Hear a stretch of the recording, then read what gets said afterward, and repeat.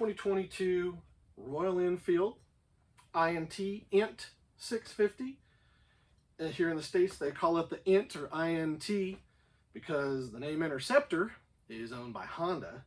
So here in the States, it's the INT or INT 650, which I think INT stands for it's not a Triumph.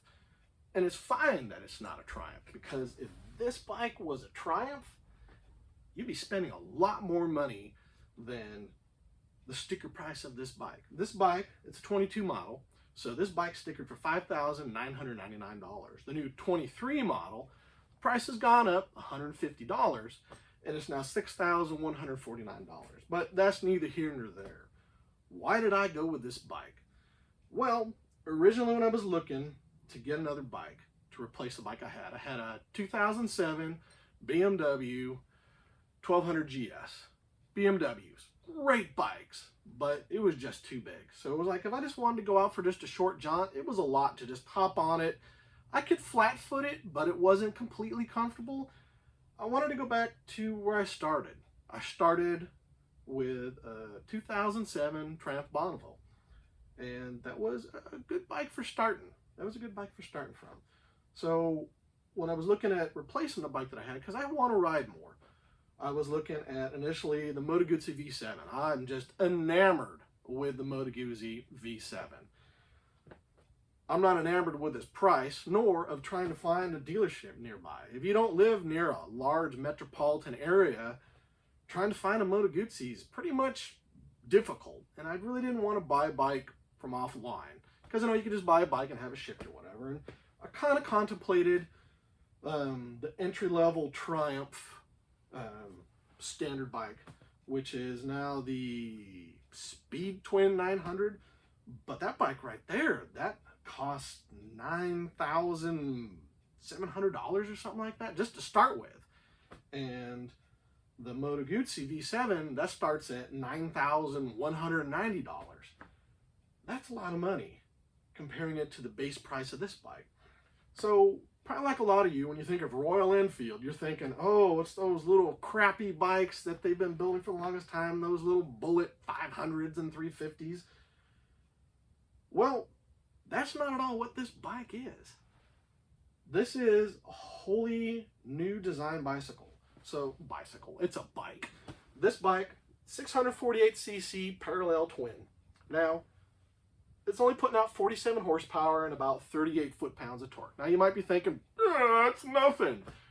Well, I compare that to my 69 VW bus that I had. It had about the same amount of horsepower, and that was pushing a giant block through the wind.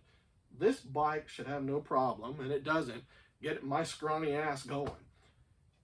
And I think it's a beautiful looking bike too. That's one of the things I like about it, is the quality of this bike.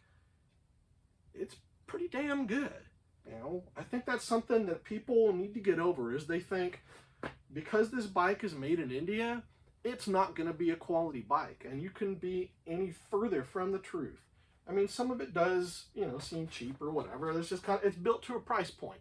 Like, you know, front fender is plastic, and, you know, the back fender is plastic. But other than that, you know, fit and finish on this bike is pretty good. And I'm looking forward to putting a lot of miles on this bike. Now, because there aren't many bike dealers near where I live, it was a 50-mile ride home.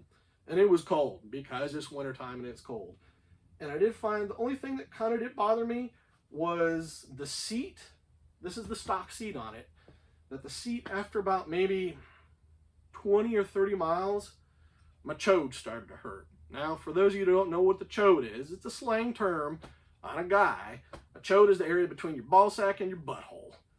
It was getting sore. So I believe I'm going to look into getting a different seat. I don't know particularly what I'm going to do, but that's something that I definitely want to look into. I know I'm not going to be spending $600 and some odd for a Corbin, which could just be as comfortable as everything, but that's a tenth of the price of a bike for a seat. And I'm a cheap bastard. So anyway, I'm looking forward to taking this bike out and riding it. We've only had a couple sunny days here where it's been, well, it hasn't been warm. It was, when I took it out a few days ago, it was in the upper 30s. and I could only do 25 miles. My hands, it took a long time for my hands to defrost. I do gear up, and yesterday the sun was out. I just went on a short ride, and it was good. It was the purpose of this bike, that I can just take this bike out real easily, gear up, and just go for a quick spin, and it just rejuvenates my soul. And that's what this bike is about, rejuvenating my soul. So I'd like to have y'all come along with me as together we can find out how good this bike is. So I'm looking forward to getting past the break-in point on this bike and being able to put some real good miles on this. So thank you for watching.